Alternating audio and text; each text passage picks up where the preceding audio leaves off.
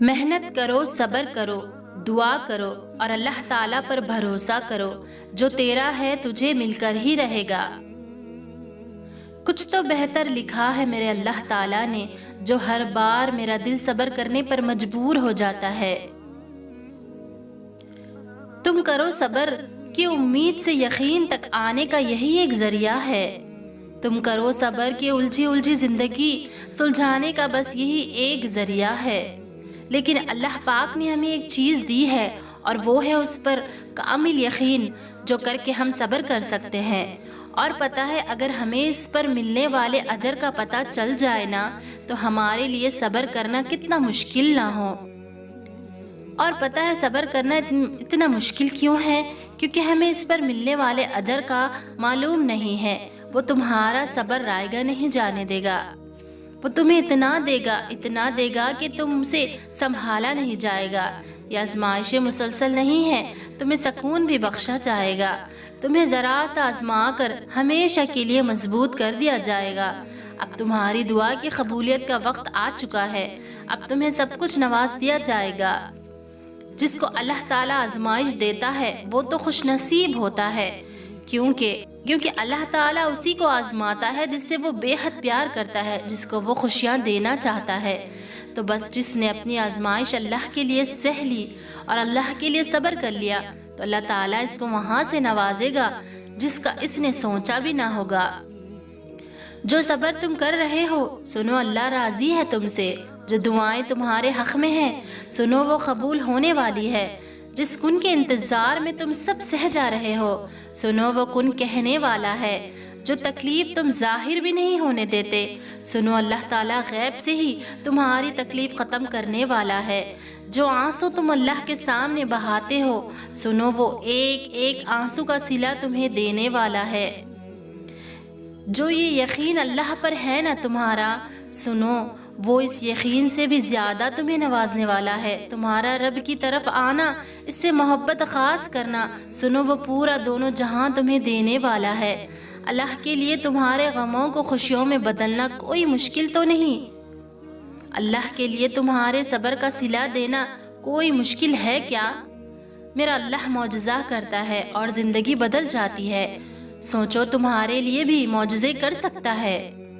تم مایوس ہو، واقعی تم مایوس ہو؟ ارے اللہ کہہ رہا ہے مجھ سے مانگ کے تو دیکھو، میں نے نہ دیا تو پھر کہنا۔ تم صبر کر کے تو دیکھو اللہ تمہارے لیے کیسے معجزات سامنے لاتا ہے۔ اللہ تعالیٰ چاہتا ہے کہ تم اس سے بات کیا کرو، اس سے بات کر کے تو دیکھو، وہ رب تمہاری روح کو سکون دے جائے گا۔ پھر ایک دن ایسا آئے گا کہ جب اللہ تعالیٰ تمہارے اٹھے ہوئے ہاتھوں کی لاج رکھ کر کن فرما دے گا۔ صبر آخر اتنا مشکل کیوں ہوتا ہے؟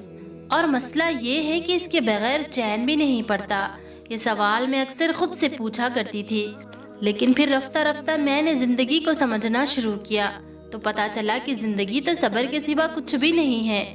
کوئی بچھڑ گیا تو صبر، کوئی روٹھ گیا تو صبر، کسی نے کردار پر انگلی اٹھائی تب بھی صبر، جو مانگا وہ نہ ملا تو بھی صبر، ماضی ستائے تو صبر، اور کسی کا ذکر کرتے ہوئے آنکھ بھر آئے تو صبر۔ مگر صبر آتا بس تبھی ہے جب انسان اللہ تعالیٰ کی رضا میں راضی ہونا سیکھ لیتا ہے۔ اور جانتے ہو صبر کرنے والوں پہ اٹھنے والے ہر سوال کا جواب اللہ خود دیتا ہے، پھر چاہے وہ سوال ذات پہ ہو یا کردار پہ۔ اور سوچو ذرا، جس شخص نے اللہ کی ہر فیصلے پر سر جھکا لیا ہو اور صبر کر لیا ہو، اسے پھر دنیا کی کون سی چیز توڑ سکتی ہے بھلا؟ جب زمین تمہیں تنگ لگے تو آسمان کی طرف دیکھنا، نم آنکھوں سے مسکرانا اور کہنا اچھا تو ایسے تو راضی ہے تو پھر میں بھی راضی ہوں۔ جتنا تم نے اللہ سے مانگ لیا اس کے بعد تو بخود کن بھی اللہ سے تمہاری سفارش کرے گا۔ جتنا صبر تم کر چکے ہو نا اس کے بعد تو اب ناممکن سے بھی ممکن کا راستہ نکلے گا۔ جتنا یقین تم نے کیا ہے نا اللہ تعالیٰ پر اس کے بعد تو اب تمہارے لیے اللہ تعالیٰ نے اپنی مدد کا دروازہ عرض سے کھولنا ہے۔ جتنی آزمائشوں کی راتیں کاٹی ہیں تم نے اس کے بعد تو اب تمہارے لیے قبولیت کا لازمی معجزہ ہوگا۔ جتنی تڑپ کے ساتھ گڑ گڑا کر سجدے کیے ہیں نا تم نے، اس کے بعد تو اب تمہارا لکھا ہوا مقدر موڑ کر تمہیں راضی کیا جائے گا انشاءاللہ۔ اور کیا پتہ اللہ کو تمہارا صبر پسند آ جائے اور تمہاری مانگی ہوئی ہر دعا پر وہ کن کہہ دے۔ صرف جائے نماز وہ جگہ ہے جہاں رو لو تو سامنے والا تماشا نہیں بناتا۔ جب تم کسی چیز کو چھوڑ دیتے ہو تو وہ مرجھا جاتی ہے، لیکن جب تم قرآن کو چھوڑتے ہو تو تم خود مرجھا جاتے ہو۔ تیری قدرت کو میں سمجھوں میری اوقات نہیں، یا رب مجھے سب کچھ عطا کرنا، بس ایک گمراہ نہ ہونے دینا۔ صبر کیجئے اور رب العالمین پر چھوڑ دیجئے، آپ کا رب جانتا ہے منافقوں سے نمٹنا۔ جب ہمارا اللہ کے ساتھ تعلق مضبوط ہو جاتا ہے تب ہمارا دل کبھی کمزور نہیں پڑتا۔ ہمیشہ الحمدللہ کہیے اور یاد رکھیے آپ کی زندگی ہزاروں لوگوں سے بہتر ہے۔ تم کسی شخص کے اندر کی حقیقت کو کبھی نہیں جان سکتے۔ تم کو کیا خبر کہ مسکرانے والے خدا کے روبرو کتنا روتے ہیں۔ جب عبادت سکون دینے لگے تو سمجھ جاؤ کہ اللہ تبارک و تعالیٰ تم سے راضی ہے۔ اللہ کے خوف سے گرنے والا آنسو بے شک چھوٹا ہی کیوں نہ ہو، لیکن اس میں اتنی طاقت ہوتی ہے کہ وہ سمندر کے برابر گناہ مٹا دیتا ہے۔ بڑی قیمتی ہوتے ہیں وہ دکھ جو ہمیں جائے نماز تک لے جاتے ہیں۔ سجدے میں نہیں جاؤ گے تو پھر ظاہر ہے ڈپریشن میں ہی جاؤ گے۔ اور سکون اس بات کا ہے کہ لوگوں سے بہتر مجھے میرا اللہ جانتا ہے۔ تمہارا پروردگار اللہ تم سے بہت محبت کرتا ہے، تو پھر اس شخص کی اوقات ہی کیا ہے جو تم سے نفرت کرتا ہے۔ آپ نے کبھی غور کیا ہے کہ درد آپ کو مضبوط بناتا ہے، خوف آپ کو بہادر بناتا ہے اور دل کا ٹوٹنا آپ کو باشعور بناتا ہے۔